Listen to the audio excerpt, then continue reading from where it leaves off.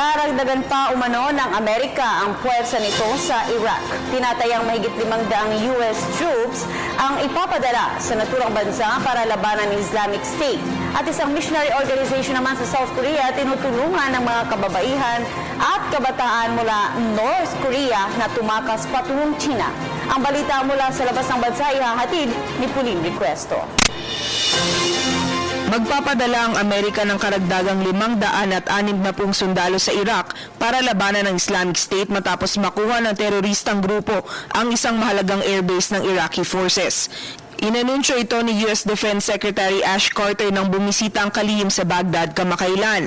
Ang mga karagdagang tropa umano ay ipapadala para suportahan ng isang base militar na magsisilbing logistics at air hub ng koalisyon.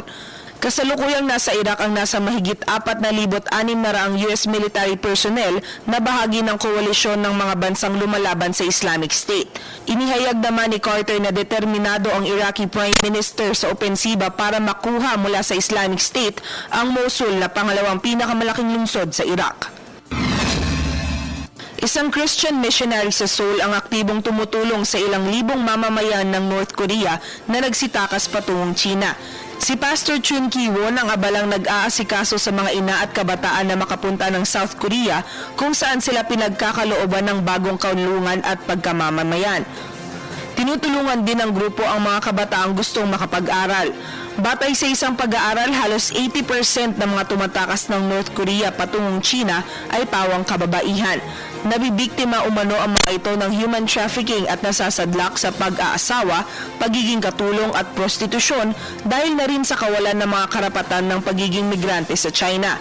Ayon sa South Korean government, tumatakas ang mga North Korean nationals dahil na rin sa mapaniil na rehimen ni Kim Jong-un at sa matinding kahirapan.